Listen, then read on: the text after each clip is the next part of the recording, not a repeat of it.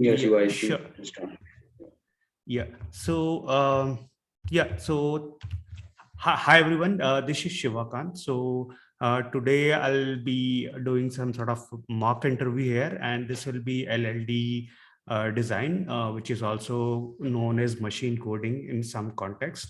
So here we are expected to write a working code in any of the object-oriented programming language of your choice.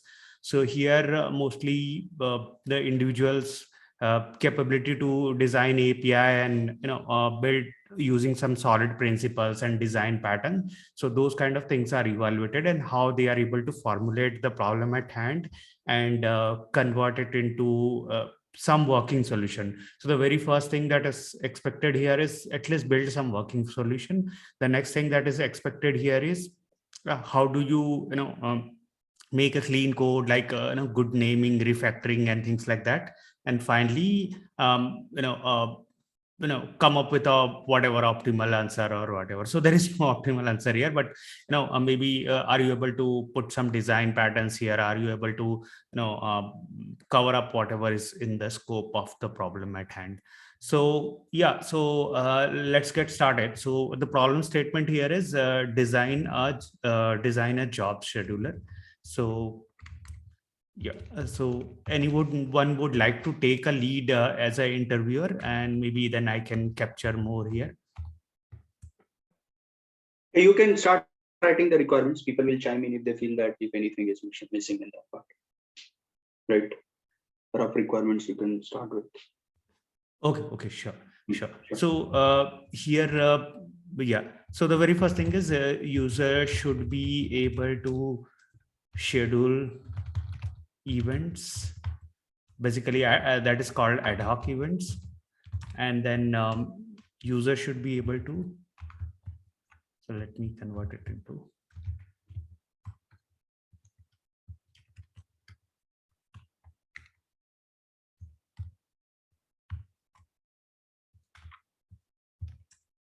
User should be able to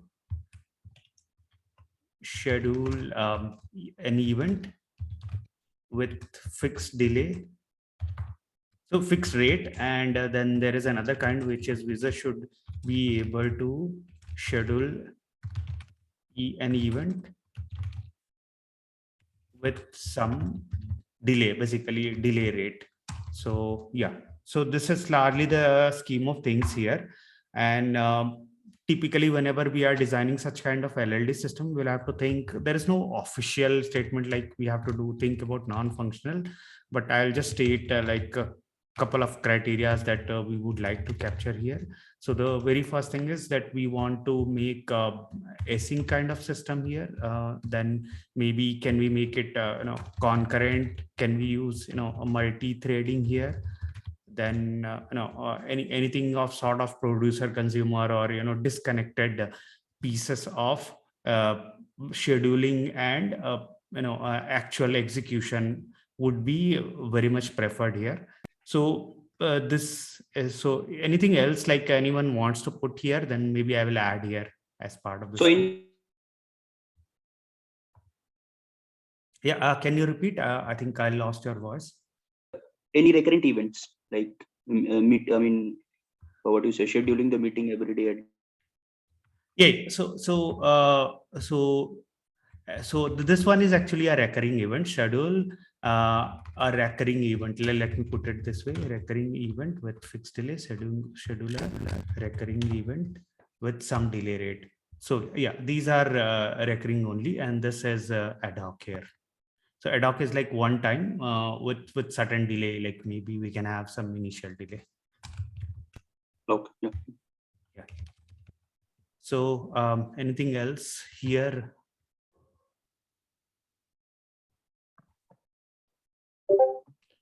Okay, so if there is nothing, let me jump to some proposals here. So can I have propose solution? So first of all, I'll start with some ideas, and then how we can materialize it. So I'm thinking of some entities here. So the very first thing that I'm thinking is there will be some driver program or a demo program will be there, where I will put all the test cases and scenarios that I want to run to. The next one is I need to have some sort of centralized service, which I can call it scheduler service. So this is where I will trigger all the APIs. The next thing I'm thinking is this scheduler service will be more like an interface or wrapper. I would like to definitely delegate it to some sort of scheduled maybe job pool or something of that sort. So where what I will do is can I delegate the actual business logic here. So this is one thing. Then I can have some sort of job or task model. So these would be typically what I want to actually run. Okay. So probably an instance of runnable or something. And then can I have some sort of task type or job type? So yeah, so this is something that I would like to identify that. Okay, is it like can I have something like one time, and then maybe fixed rate, something of this sort, and then with some fixed delay also. So there will be a delay that will be added as part of the execution. So this is one thing I could think of. And yeah, so largely this should work. So now what I'm thinking is to be able to make it async. I think I'll use some sort of queue here. So can I use some sort of maybe it will be some sort of priority queue. So that priority queue, I'll push the task and task or job, whatever I call, and then I will pull from top of it. So this is So- one thing I'm thinking. Yeah. Go ahead, please. Anything? Otherwise, I'll go further. Okay, fine. So what other things I could think of is can I use some sort of design patterns here?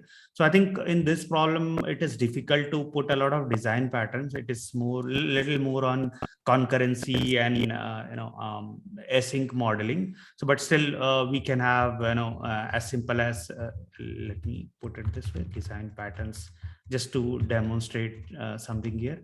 So can we have a singleton here? So definitely we can have scheduler service. We could make it as a singleton. Maybe something else we will see. I don't know. So yeah. So what else can we do here? So nothing much. So maybe what about some data structure and algorithm? Can we apply something here? So the very first thing I'm thinking is, yes, there will be some sort of priority queue for the job to be picked up, and then definitely there will be some sort of producer consumer or a thing to push and pull from underlying model. So now I think we have done our due exploration here. So let's get started. So I'll just try to rename things to the relevant thing here. So let's say I have a scheduler here, and then I want to start with the driver program. So I'll just, I don't know, I'll just delete this. So what will be in the driver program? As we know, so I'm audible, right? Yeah. So please give some heartbeat. Okay, like okay, I'm audible, kind of. So does it make sense? Like at least the requirement is clear and some explanation. Does it make sense, and is it visible to everyone? Yes, totally. Yes. Okay, cool. So anything else would you like to add, or do you think something can be improved as part of this proposal before I jump to coding? Like, sorry if I'm wrong, but I just wanted to add that would you be handling some deadlocks or in that way? Okay, Sorry. deadlocks. So, okay, so deadlock may not be applicable. So we'll see if we end up in, can we end up in deadlock? We will see. As far as I know, I don't see deadlock in such scenarios.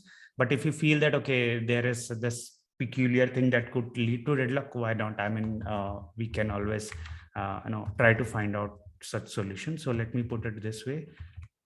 Good. Like Makes sense. questions. So deadlocks. Anything else like someone wants to highlight me here? Like, will you be doing this? Will you be writing multi-threaded code? Will you be, doing this and that, whatever?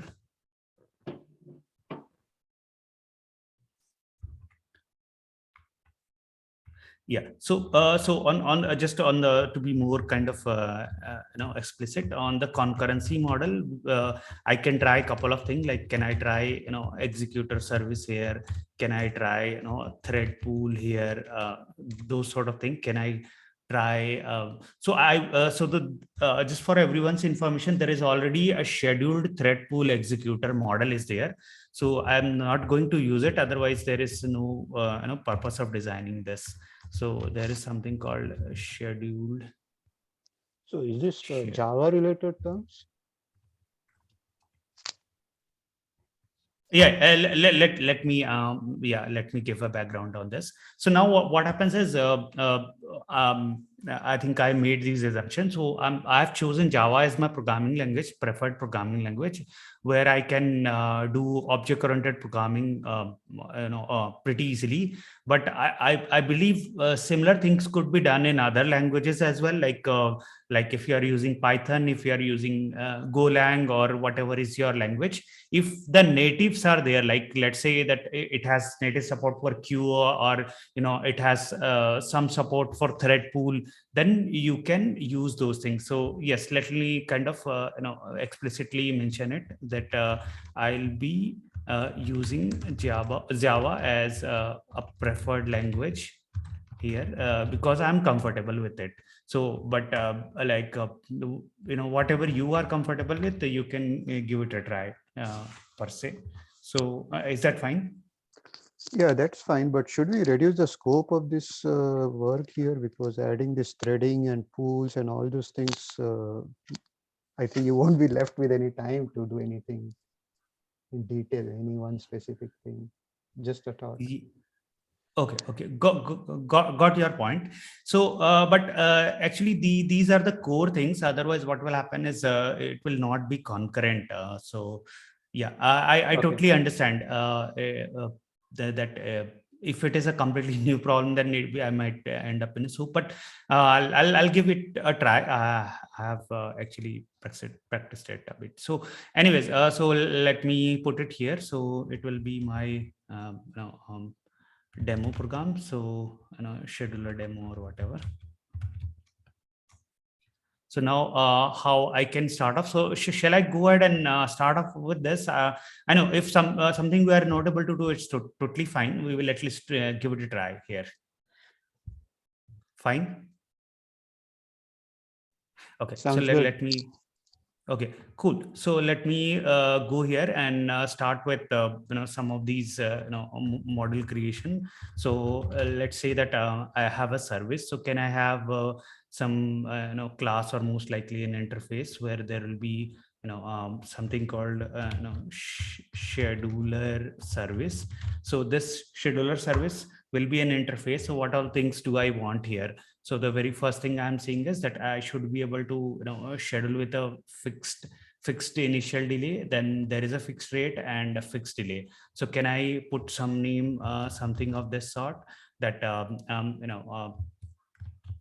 let's say, so all these implementation will be very language specific, but the concepts of object oriented programming, the solid principles, and will basically could be applied anywhere. And I think it's each language will have their own libraries, just in case we want to do multi-threading or those sorts. So whatever is applicable there, you will have to kind of match up with that. So let's go ahead. So it's schedule. So here what I'm thinking is, the very first thing is I want to have a thing that I can run. So in Java, there is something called runnable, and then I can call it a task. So job is like a bigger thing. Task is like more granular thing. So I can say that it is a task or something, and then like what will be the initial delay. So I can say that int maybe delay. So can I put it in? So I'll, for simplicity, I'll just assume that this is in seconds. So there are program models that can help me convert this thing, but I'll just make it simplistic for everyone to follow. So I'll try to use as less linguistic model here, just for the benefit of all. That sounds fine, right? So yeah, so this is basically the interface where the contract is actually defined, say, scheduled at fixed rate. So here what I can give is like an interface of what I want to run, and then maybe an initial delay, and then a fixed delay. So I can put these things. Again, for simplicity, I'll not put any time unit and things of sort, that sort, so that it's easy to understand for everyone. And the last one is schedule at with fixed delay. So what is this is like my task may take couple of seconds to run or that sort. So I'll wait for the task to finish here. So here it will be something of this sort. So I'll do I need to put fixed delay? Yeah, I think it will have fixed delay as well. So this at least this expression looks good. Like someone has any questions on this? Like this is the very first thing that I will schedule from here, and then trigger to this thing. Now how it will work and all that we can see. But yeah, largely this is the thing. So fixed delay will tell how much time that job took to occur, right? I mean, duration, correct? Yeah. So here what I'm thinking is yeah. So fixed rate and fixed delay. So here okay. So here I think let me reword it. So it will be like additional delay. So what would be the right word? I'm just thinking. Just one second. Yeah. So I can say recurring delay, something like this. And here I will have a recurring delay. So what I'm thinking is there will be an additional processing delay here. So that is what I want to mention here. So what might happen is actually, let's say, so where this will be useful is, let's say I have a cache update mechanism that I do every 5 seconds. Okay. So what might happen is initially the cache updates actually takes just maybe 100 millisecond to update. So what happens is, if I schedule it with a fixed rate, like every 5 second update my cache, which takes 10 millisecond, so it will go on and it will keep updating, and it's totally fine. So what will happen is this is fine as long as my cache update takes less than 5 seconds. Now what happens is, it could very well happen that at one point of time, maybe 2 years, 3 years down the line, what is happening is, while I'm updating the cache, the previous cache update has not finished. It is still 7 second, 8 second, it is still updating, and a new cache update has started. So what will happen there is that we will have cascading cache updates happening, which will be like harming the system per se. So there actually fixed rate is not a very suitable scenario here. So there we would like that once my last cache update is done, then only you do this thing, and then only you run this thing. Okay. Otherwise you don't run. So basically there will be some there will be fixed rate with delay. Basically, let me name it fixed rate with some delay. So that way what will happen is that though I'm scheduling at a fixed rate, but I have to also accommodate for some delay. So for example, let's say my cache update is happening every 5 seconds and it is taking 7 seconds to update. So the next job will only get scheduled after my previous job got completed. So it is after the 7th second, it will wait for 5 seconds, and then it will complete. So that sort of thing I'm thinking. So that way we will not kill the system. So is that specific example clear to everyone? Yeah, This makes sense. fine. Mhm. I had a question actually. Are we designing a system like which starts the jobs or set up the job initially at the same time? Because let's say if I'm designing a generic scheduler and I Mhm. want that job to start, let's say at 12 o'clock every day. Let's say Yeah, everyday sure, job, sure, right? So sure, sure. shouldn't we have some additional parameters saying that the first job or this triggering delay should be counted from this initial stop of time? Sure, sure. So I think we can have an extension to this. So what I can say that extended requirement, I can say would be, can I have something like yeah. So in this model itself it will fit, but I'm just thinking start time, maybe end time. So these things we can put here for a job scheduler. So what will happen is these will become an extended parameters to my methods. So yeah, so now the good part is with this model as well, we can fit that specific requirement. Let's say it is a 10:30 IST here, and I want to schedule my job from midnight. So can I calculate the delay from here? So that will be roughly around maybe 5,000 seconds.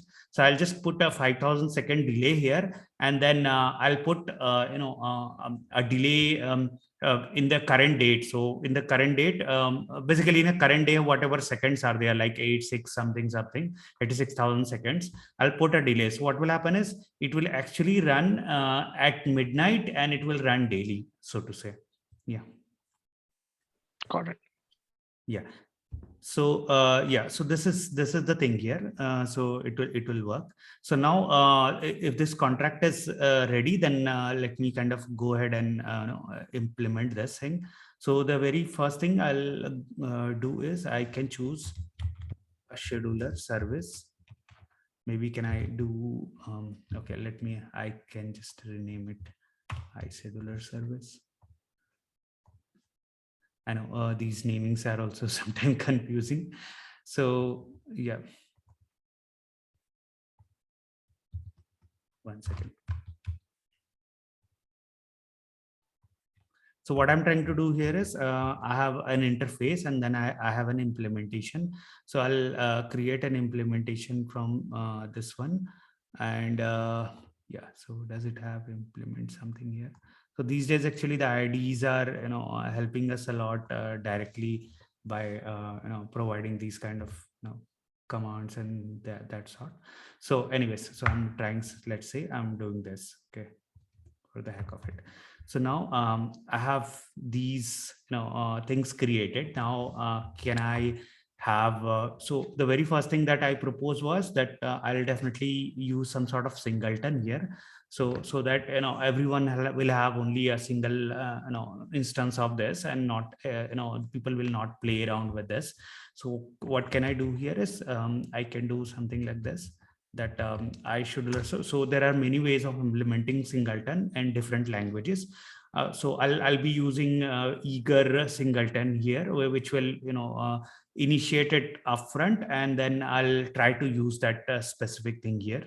So yeah, so let me go here, and I can say that instance.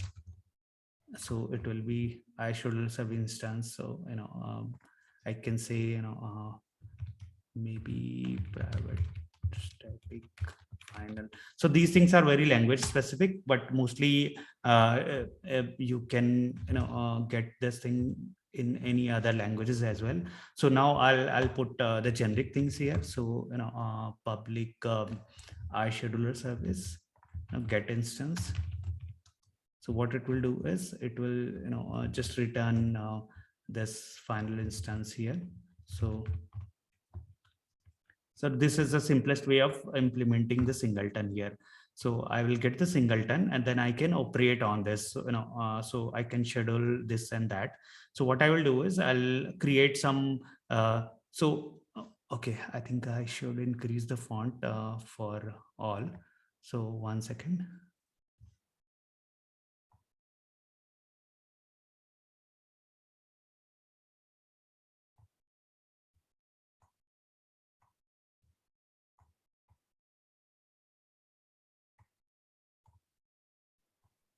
By the way, how do you report errors in this? If user fails to schedule something, you throw an exception or something? Okay.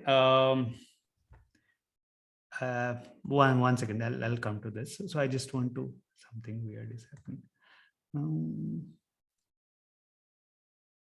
Why is it acting like this?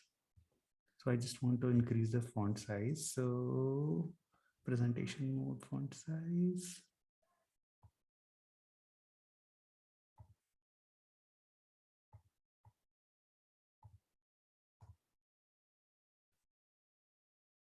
Is this readable or is it too small?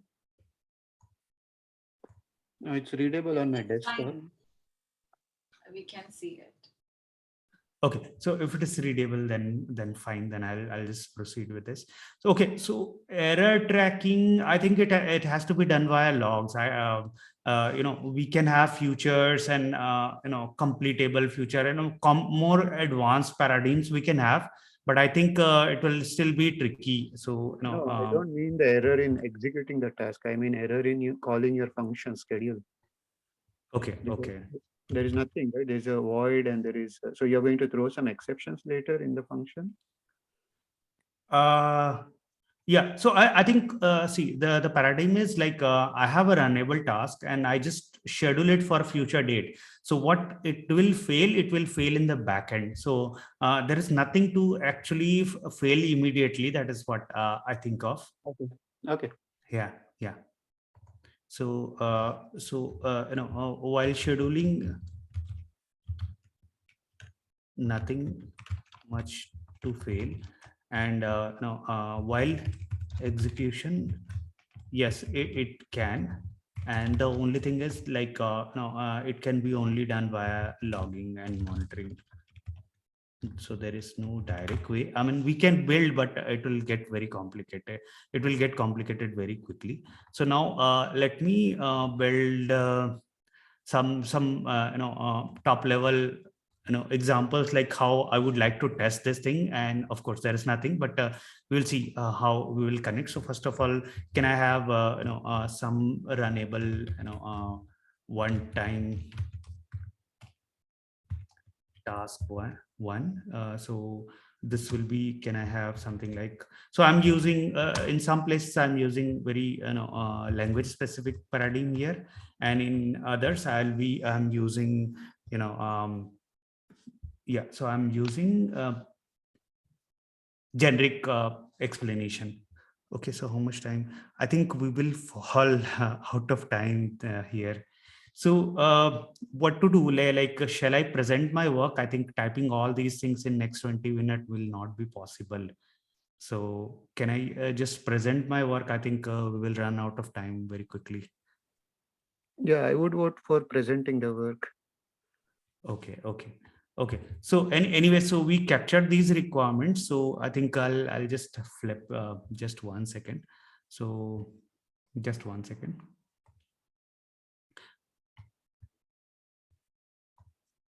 Actually, typing so much would be difficult. I don't know if that is the correct expectation here. So If you have already code, you can share. We can discuss on that also, rather than. okay. Yeah. Okay, sure. Yeah, so I had thought of that that I'll be able to present in this time, but it's getting hard. So I just opened the actual work here. So my this thing is visible, right? So Correct. here maybe slightly the language may vary, because this was I had done a while back. So here let me kind of jump to the specific implementation here. So before So you I'll, show the implementation, not sure if yeah. this is the right time to ask, but can you tell me about your thought process of how you came up with these class names? Like, how did you map mentally the scheduler service to different class names? For example, let's say if I'm developing a game, A board game, I Mhm. would say player would be one entity, the board itself would be another entity, and then the pieces, let's say chess pieces or tic-tac-toe pieces, the pieces would be one entity, something like that. Yeah, Feel sure, free to sure. ignore it if it doesn't make sense, my question. No, it does make sense. So the way of naming all these things, this is how we can actually do here. So let me just jump to that. So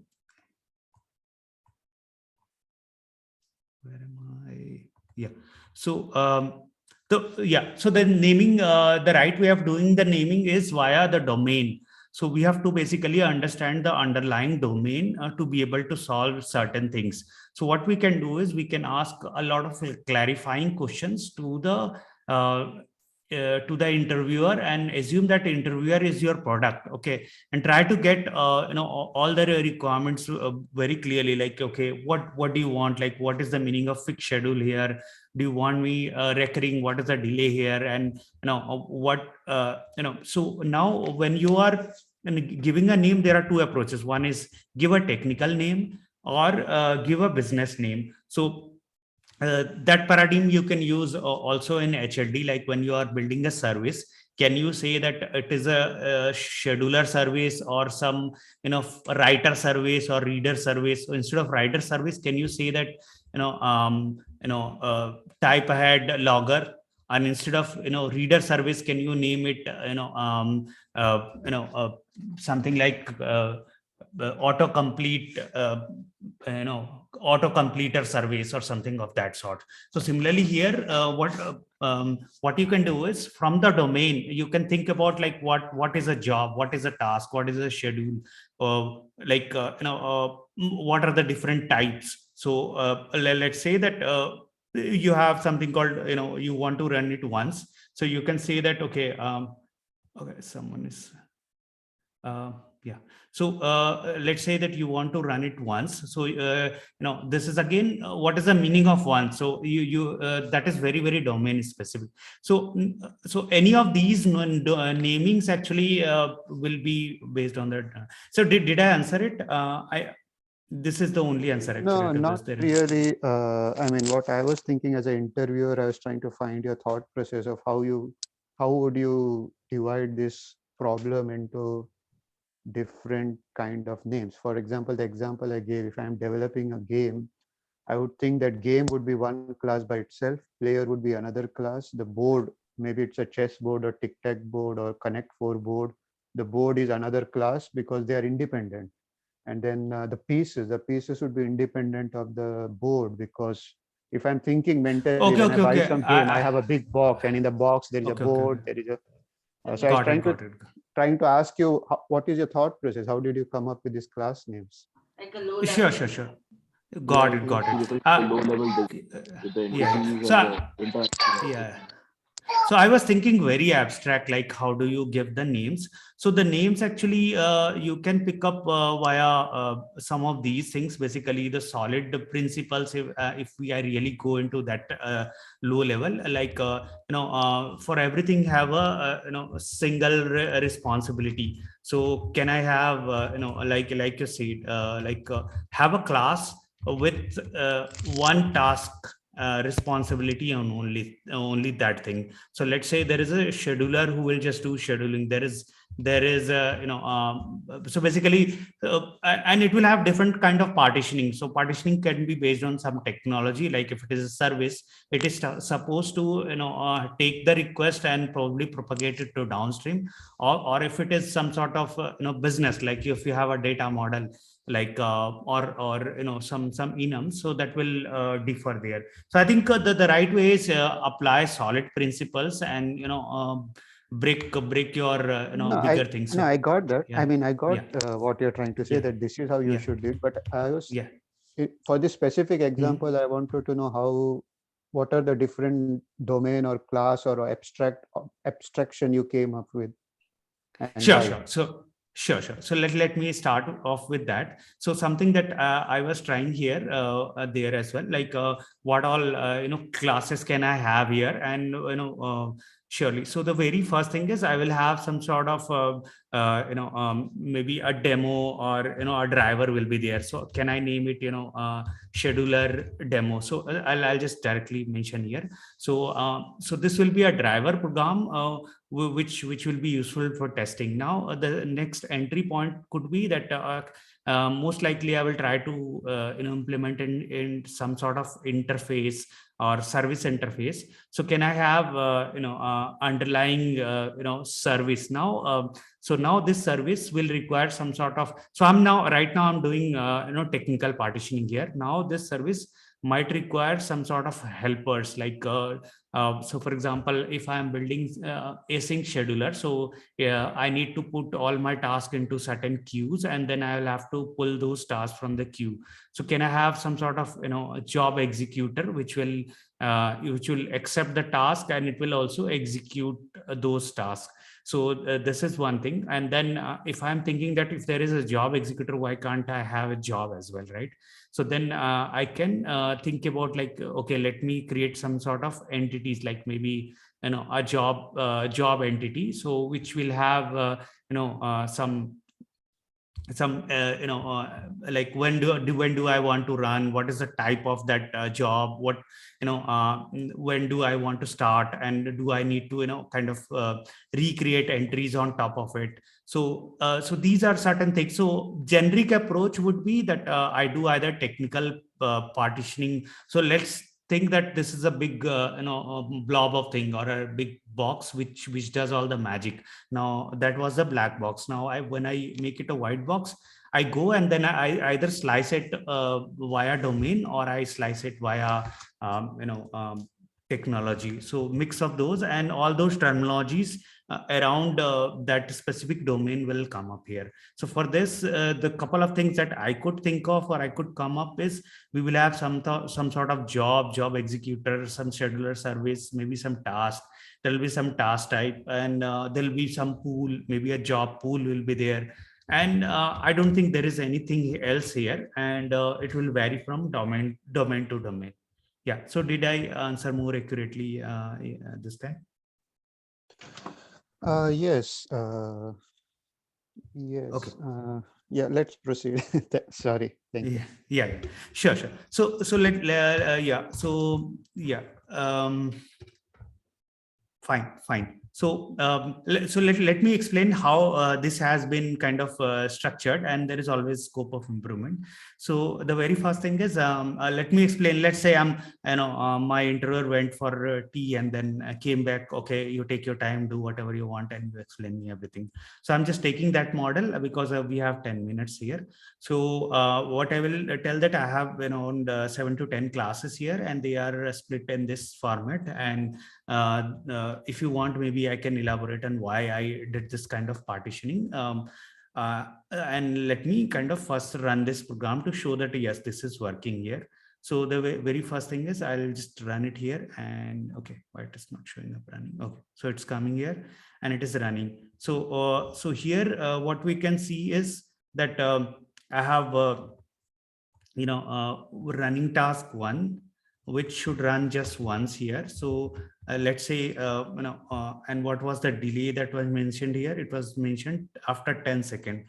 So this is basically my running task 1. And does it have delay mentioned here as well? Time delay 0, time delay 2. So here yeah, so I'm just thinking, yeah, so at least you can see that this task only ran once, and then there is this task 2. So this task actually ran only one time. So what is the sequence? My sequence here is it first runs at a particular second, and then it talks about running that task. So so here it is at 56 seconds, and I think I should also print when what second I am starting with. So this will run after a delay of 5 seconds. This will run after a delay of 2 seconds. So 5 seconds and 10 seconds. So that's why you are seeing task 2 completing before the task 1 here. And yeah, so these are like one-time tasks that I have. and the next two are running at a fixed rate. So what is the fixed rate I'm telling is that start with the initial delay of 3 seconds and then maybe a recurring delay.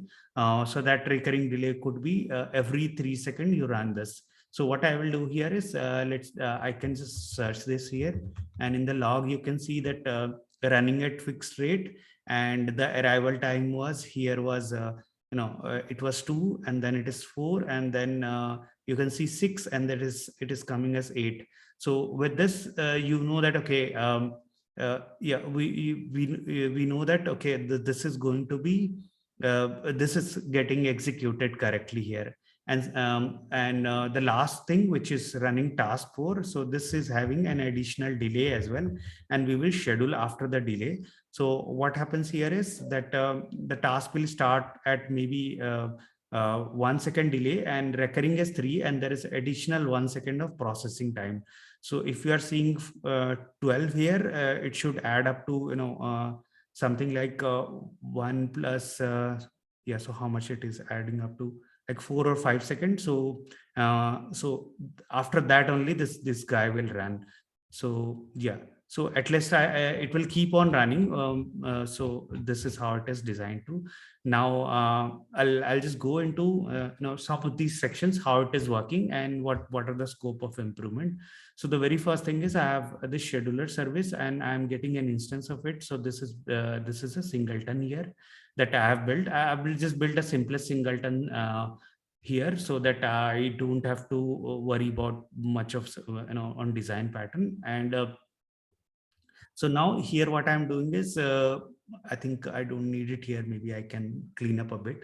So I'm creating the service where I have some context of job queue, and then maybe it will require some language specific implementation. So what I'm doing here is that I'm doing two things here. One thing is I have a method to add to the queue. So these three things were exposed via interface.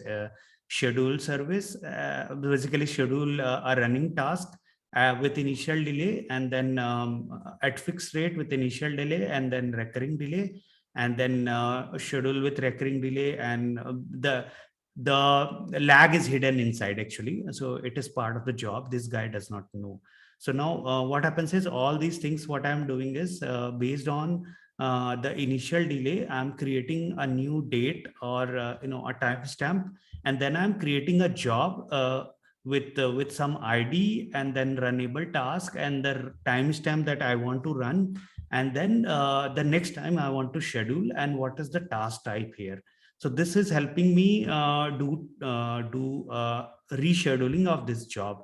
So let me show you the core algorithm here, how the job is getting pulled, and how this job is getting recreated. So these two are kind of core thing here. So shall I go ahead? Yeah, some of these could be a little language dependent, but I'll try to keep the paradigm at least in terms of explanation as agnostic as possible. So equivalent of date, any other language will have date or time, and similarly, we can always put these things can be passed in any language, right? So now I have this job executor. So what it does is this guy has a queue where all the jobs are pushed, and then it has basically a polar or a runner. So what this will do is it will run in a loop, and it will check if the job queue is not empty. If the job queue is not empty, it will pull the job, and it will peak the job. So it is a queue implementation where I can peak what is on the top of it, and I will see whether that job. So this is basically a priority queue. So I will have a sorting on this priority queue. So what happens is, let me just show you that code as well. So here is the scheduler service. Yeah, so this is a priority queue. So what will happen is but any priority queue by design, what it does is it will always return the minimum, minimum value automatically. Like if a timestamp or some configuration I have set, it will automatically return this if I'm peaking on the top. So I have this executor. So whenever I'm saying that, okay, give me the top job here, it will give me a job which is lowest in the timestamp. So I'll pull that job and I'll check if that has exceeded the current time. So current time, if current time is more than so if this start time is more than the current time, then what I will do is I'll remove this job and then I will actually start execution of this. So just ignore this part. Let's say that it will just immediately execute in async format here. So this is the job of the poller here. And yeah, so at least this part makes sense. Just ignore the language nuances, but otherwise just peek the top of this element, check if there is an entry, peek the top of this element, and if that top element time is basically the start time of that top element is more than the current time, then you just remove that element and you already have that job. So you schedule that job. So this logic is at least clear.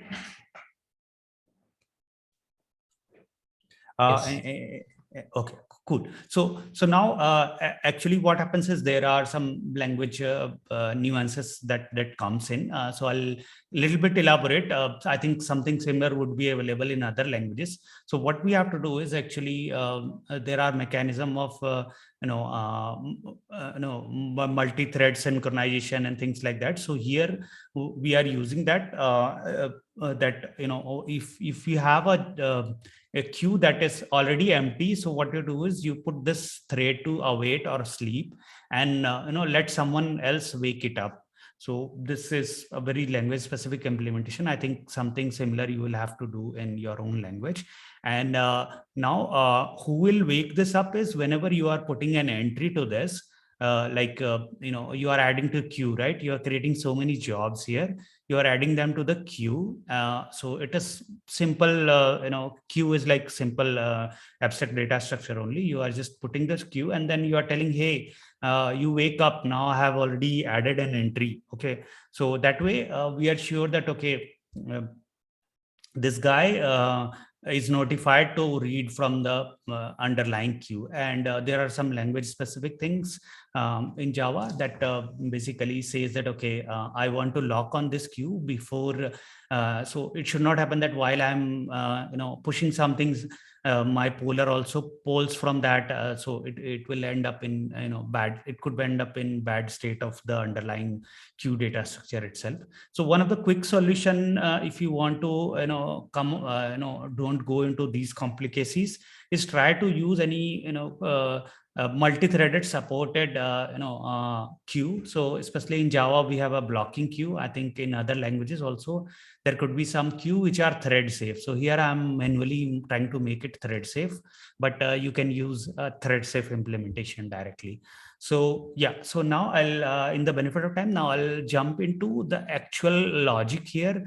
So so this is basically the data model of the underlying scheduled task or job, where I will have what I want to run and what is the delay and blah blah blah.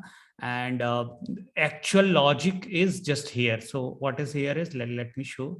So so whenever I'm running this job, what I will do is I have three different paradigms, right? So let me just concentrate about the very first paradigm, which is I just want to schedule it at a given point of time. So what will happen is my scheduler service will put that job, it will create a job and it will put that job in the queue. Now my executor, the job executor, will see that, okay, there is already a job which is supposed to be scheduled at midnight only for once. It will pull that job and the timing is more than midnight.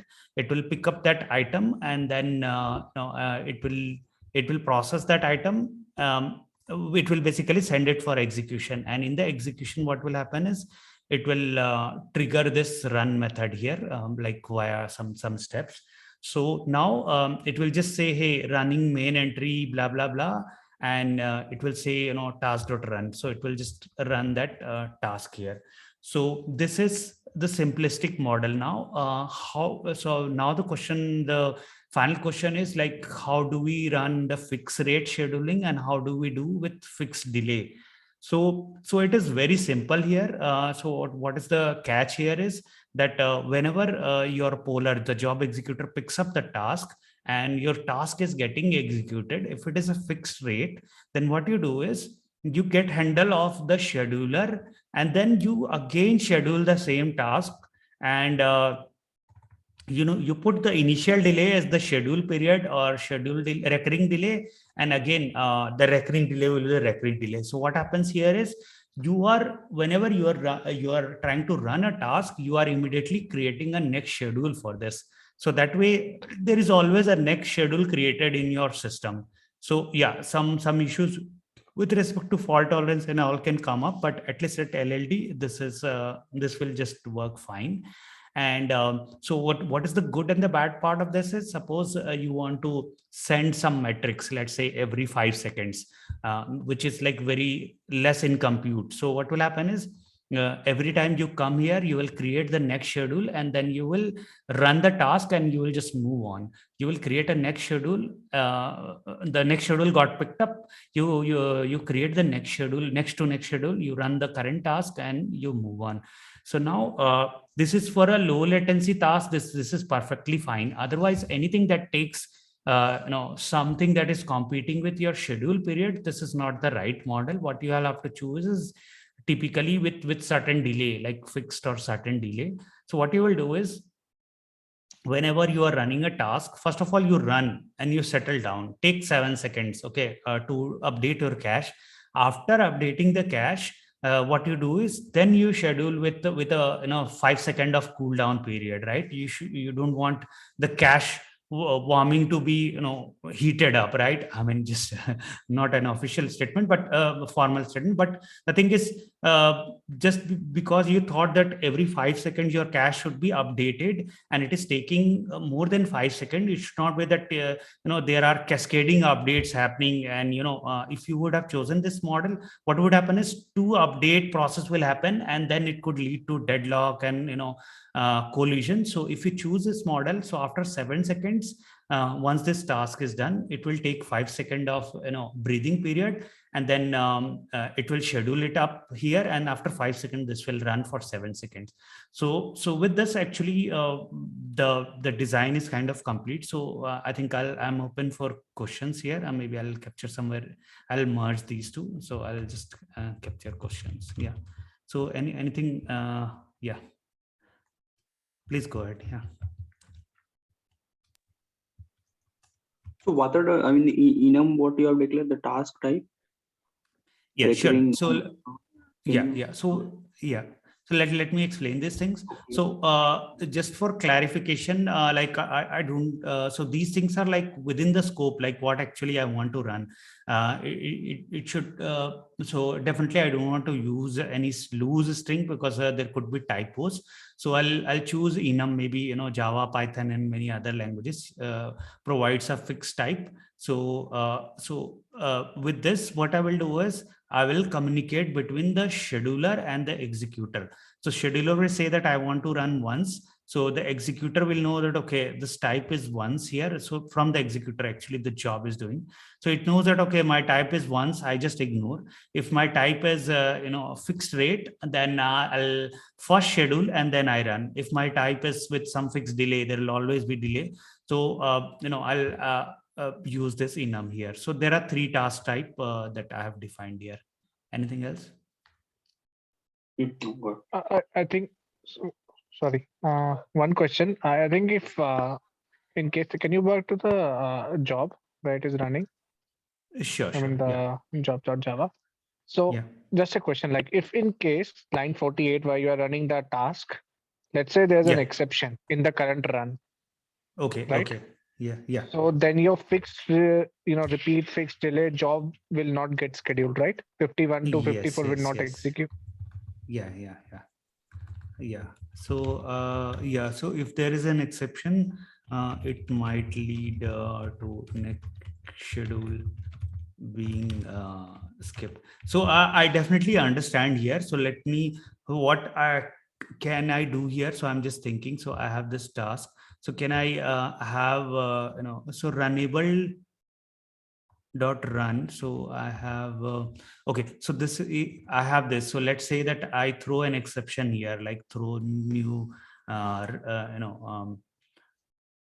mean, it throw new shouldn't be exception. dependent on the it shouldn't be dependent on the task, like whether they set Sure, up sure, try sure. catch or not. It should be Yeah. something which is handled by our job runners. Yes, yes. So Something try catch or something. sure, sure. So what I can do here simply is, can I do something like this? So this is I think this will be the best thing I can have. So maybe try catch and then some exception e, and then this is what I will do dot just for logging, and then just in case something really weird happens. So can I do something like this? So what will happen is, even if there is an exception, even if there is some catastrophic scenario, I will always schedule this thing. For example, there is return or something of that sort. So there are some language paradigms that quickly try to skip this thing. So even if I'm doing that, this finally block always runs. So I think this could be an improvement that we can do on top of it. Yeah. So rather than having it handled within the job, can we do throwable and have it handled by the executor? Okay. Because within the job, a lot of things can go wrong. At least an executor can keep a track of what failed, and if it has to revisit it back, a retrial, first, it can always Okay. handle that situation. Got it. So I'm just thinking. Yeah. Yeah. Please. Yeah, I had a basic question, not about this throwable or Java specific thing, more about the logic. So where are you doing the sleep? Are you doing some kind of sleep before the next task is run? Can I see that? So there is no sleep. I think it is like based on the task that I'm adding all the tasks. So what does your this guy do? Like, you just busy looping? Okay, I'm just thinking. Okay, so what will happen here is I have this will poll the first task, and if it is not this, then what will happen? Okay, so this from comes. What I'm understanding, I feel that the whole idea is that we cannot run all the things at the same time. So there is a challenge. That is the main problem statement. And to address the problem statement, I believe he has three types. One is a fixed rate, there's a delay rate, and there is like, just do it once. So I think that is where it works. So on the basis of certain circumstances, I think so it is trying to estimate that, okay, this scheduler, let's do it on a fixed rate basis. Since I cannot run the jobs all at one time, let me run at a fixed rate of 10 jobs per minute or something. No, my question is, if I have only 3 tasks today, 1 o'clock, 5 o'clock, and 8 o'clock, between 1 and 5, what is that thread doing, which is picking the job from the priority queue? So actually, he has added a lock, return signal-based things. Like if you see at line number 50, it will just kind of block there till there is new entry. I mean, it will not keep looping while true. It will just block for a signal at point 50. I think what you're referring to is more of a reject. So when is that? So let's say you added something to the entry, okay? And that entry is scheduled to run at 5 o'clock, but you added the entry at 3 o'clock. Then what happens at line 50? At 3 o'clock, the line 50 will come out from line 50. And if it comes out at 3 o'clock, what is it going to do? I got your point. I got your point. So this is what I was trying to do here, which is like, can I do thread dot sleep current time minus start time, and then I wake up again, and that way when I wake up again after that time, I'll be just at time of running this job. So there I was facing one problem that while I created such a big lag, maybe the very next step is I'm scheduling the next item, right? So this item actually came with 10-second delay. and then my I know. scheduler actually Yeah. created a 10-second sleep, then it will Yeah. go for So- sleep for too long. So I think I haven't solved it yet, just to be true. Yeah, So the there is an problem with sleep opportunity of is fixing it. the problem Yeah. with sleep is just like you said, you cannot decide. If you sleep for too Yeah. small, then it will waste cycle. If you wait for Yeah, too yeah. long, it will give a problem. So one of the ways to solve this problem is Mhm. actually it's a very it will take a lot of time. But I was just reading some book the other day. Okay, okay. It's like the sleep is the critical portion over there. So how much you are going to sleep. So that Yeah, sleep actually has to be decided by your next job, which is to be scheduled. But which okay. is the next job you have to be scheduled. Now that is a problem here. Now you have, let's say, 5 Correct, jobs correct. already in the queue, Yes, yes, yes. and you 1, 6 job 2, is no. I'm just 3. saying in general. So Yeah, you yeah, have, let's yeah. say, 5 jobs in the queue. Now a 6th job has come. Now maybe the next job to be scheduled is the 6th job, or maybe the next earliest job to be scheduled is your 3rd job. So when you're going to Yeah. get a new scheduled service call is being done, what you need to do Mhm. is you need to see who is your earliest right now. Oh, job number 3 is earliest. He's scheduled to run at 1 p.m. and right now it's 9 a.m. in the morning. Now job number 6 has Mhm. come in. Oh, okay. Yeah, Now let me see the time for job number 6. Is it before 1 p.m. or is it after 1 p.m.? yeah, yeah. If it is after 1 p.m., then I don't touch that sleep period. I'll sleep for whatever Mhm. was the original sleep. But let's say the job number 6 is scheduled to run at, let's say, noon. So it's 1 hour Mhm. before the earliest one. So now I need to change my sleep time to sleep till noon. So the sleep time is something which needs to be calculated every time an entry is added to the whatever that queue. So whenever that condition variable wakes you up, you have to recalculate. Mhm. I mean, if you want more detail, you can look into this book called, I Mhm. mean, I picked it up from there. The book name is POSIX Thread Programming with Okay. POSIX Threads by Butenhoff. He has an example of, it's a very old book, maybe 10, 15 years old book. Mhm. But he has captured this nicely. So how to calculate that sleep? Okay, okay. I hope I was clear what I was trying to say. So, yeah, so partly I got it. So this is what I have just written advance. Maybe can we put it to thread.sleep and entry added await and resume if either is true. I don't know how I'll code this actually. Yeah, you Can definitely need I? a sleep, right? So, I mean, Yeah, either you yeah. have to sleep explicitly, you have to call a sleep call, or your line number 51 await, it will need with some kind of sleep. Yes, So, maybe if that model is there, yeah. I think that might also work. So yeah, I think that would be the best. Here there will be a wait with delay. I think so. That will automatically fix my problem. So, Shivan, I had a You, suggestion here. Wait, Yeah, yeah. I think that this is the solution. Wait with the long time and unit. So can I put something like this? So and then so this might actually work here. current So if minus start time of earliest job. It has to be the start time of earliest job, not just any start time. yeah, yes, something of this sort. So let's say I'm just putting here just for compilation. So it will be the current minus start time and to yeah. So this is what this might actually work. So forgive this compilation, but this might actually work.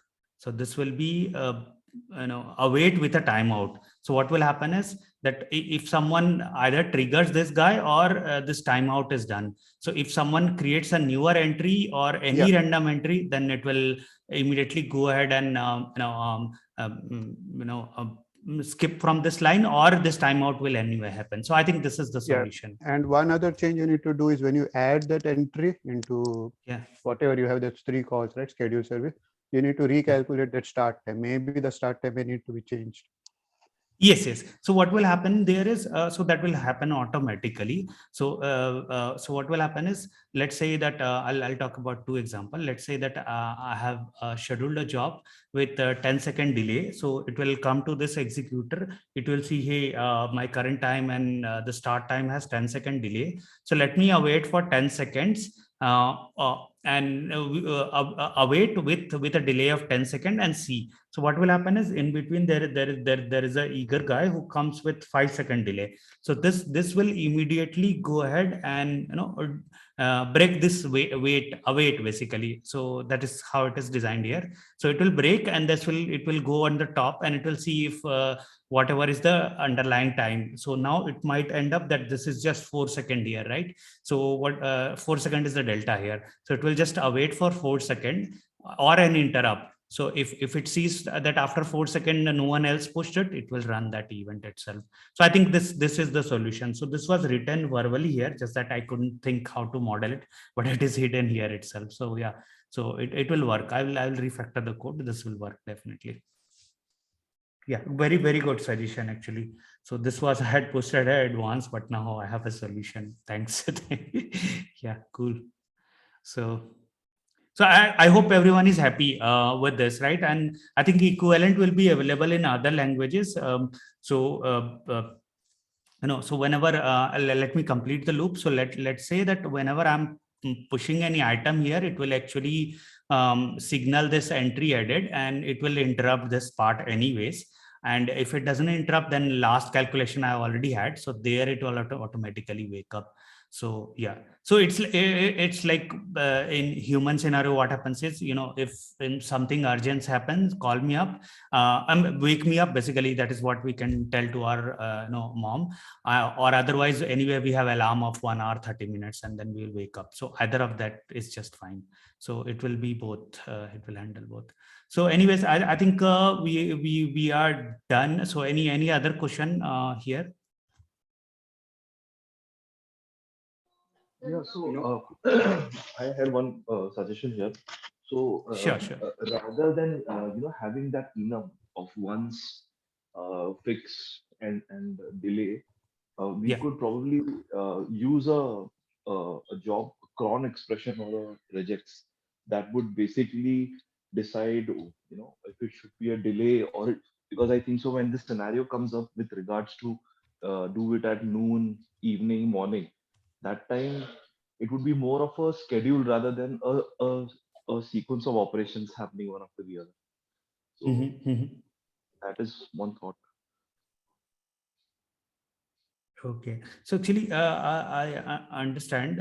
So there, but what will we will need to understand the cron, like how does it work, like and how do we actually convert? So I think in the LLD timings, time constraint, I think it will get difficult very quickly, like because we will not even remember. I find it hard to remember what comes after the other when in simple cron. And it could be star and then maybe 1, and then we have 0. So what does this mean? How many of us actually understand this thing to be able to code in LLD? And the other thing is, like if I'm putting 2 star here, I know it will convert to weekly, daily. So I think as long as we are able to tell the system how to schedule, it is fine. Cron is anyway a mechanism to find out when do we want to run, right?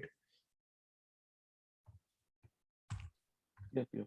That is what. Yeah. So I had one more question. Why did we use a priority queue here? Is there anything else which could also be used if my whole objective is just to find the next shortest time?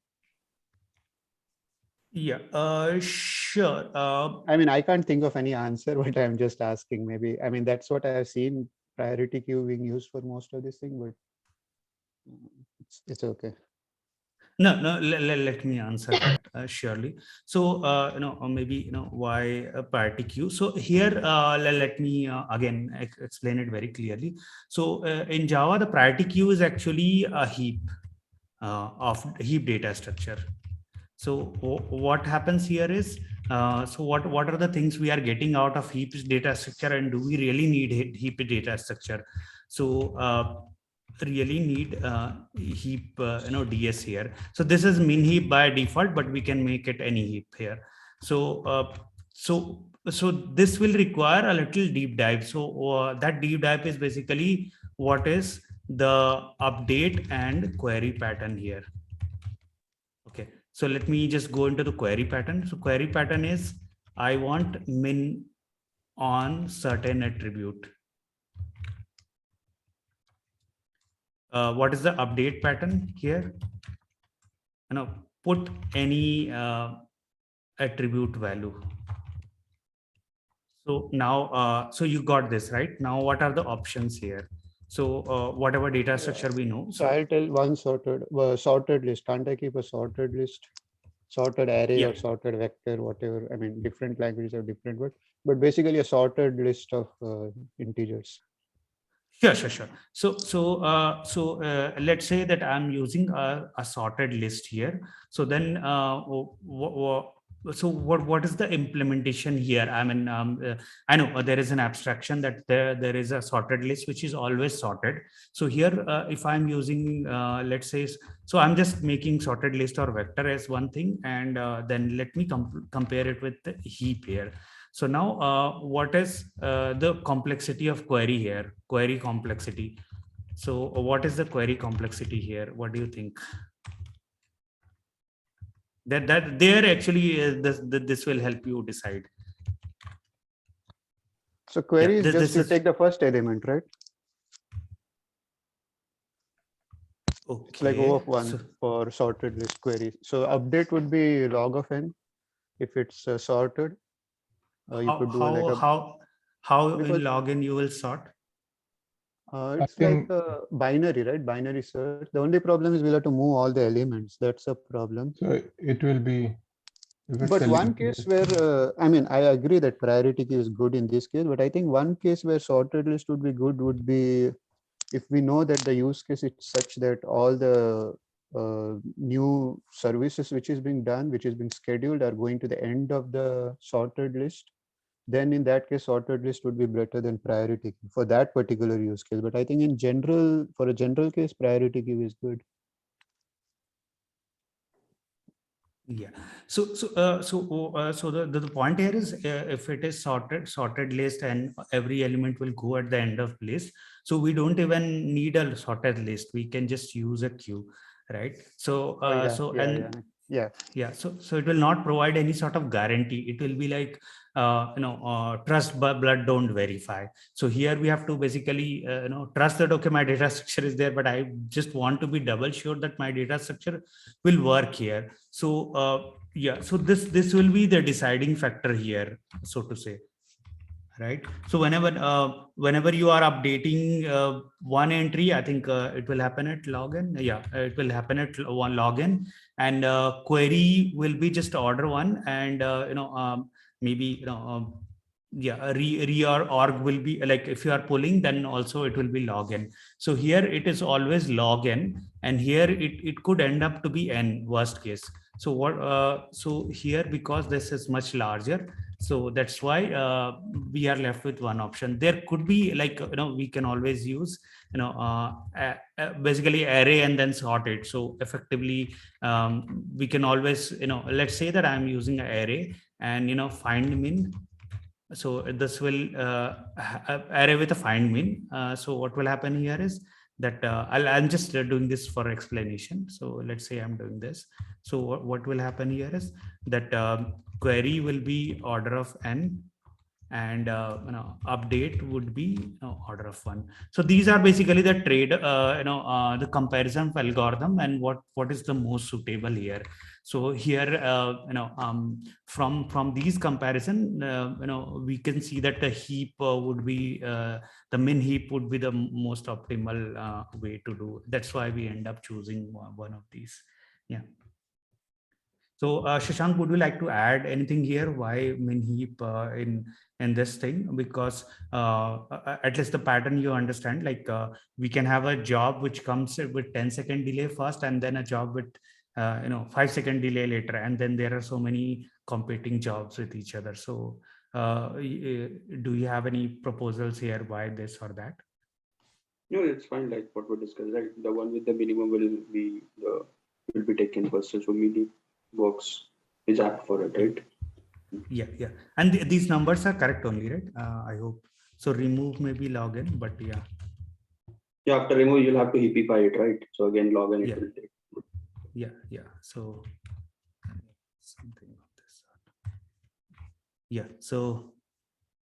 So largely, so here this looks like most optimal. That's why we are choosing this thing. Yeah, and many times you will see that we are just checking the top element. We are not even removing. So that will be order one. So you see this specific scenario. You're just peeking and you're seeing, hey, it's not even applicable. So just wait for some time. So considering all these usage patterns or query and update pattern, this is the most optimal data structure to serve our purpose. If we could get something in both order one, that is awesome. But as of now, we don't have that. Yeah. So that's all I have. Any other thing? I definitely could say that there were some good improvements we did. For example, this one, and we also discussed why instead of this, like if we use, so we can use cron pattern. The only thing is, how do we convert it into actual schedule? It will quickly get complicated. Here we are much easy to calculate, add them up and all. Like you are seeing, like I'm just putting a schedule period here and just I'm adding those things. But if you are putting cron, then we'll have to understand cron and how do I create it. So maybe for production system we will have to provide cron support as well, but for this scope this should be just fine. Yeah. So okay, good then. Shiva, Yeah. I had one question: that why are you using reentrant lock rather than a simple lock? Okay, so this, so actually reentrant lock is more so this is very Java specific thing first of all. So here yeah, so I'm actually trying to use thread inter thread communication of sort. So there are two mechanism. Older mechanism is wait, notify all. So there, what happens is that is a little bit more complicated to use and more implicit. So instead of that, I'm using a lock with a condition. So a reentrant lock will, so here, so basically both the combination I'm talking about. So this will help me multi-threaded, inter-thread communication. And this guy, so instead of synchronize, yeah, so why I'm using this lock here, because I want to make sure that this guy and this guy, so there is this scheduler, right? So where is it? Yeah, this scheduler, they can communicate with the same lock. So yes, I could, instead of lock, I could use synchronize on an object. So in that case, I can synchronize directly on the queue. But I feel that the locks are more advanced and I have more control here. Like, I can use with try, and I can use more modern paradigms. Like, can I use fair locks and things like that. So let's say I have multiple job producers here, so can I use a fair lock and multiple consumers are there. So those kind of flexibility I'll get if I just do synchronized block here, then I will not have much control. So that's why that the right answer will be, that's why I use reentrant lock here. I know I went a little bit on signal. Sorry, I myself was not. I was trying to rephrase it. Yeah. So anything else?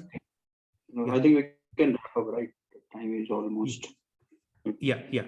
So yeah. So thanks everyone for joining. I hope everyone got something. Can you close out of it. the recording? I think Santosh can close it, or you can also close. Yeah, let me try.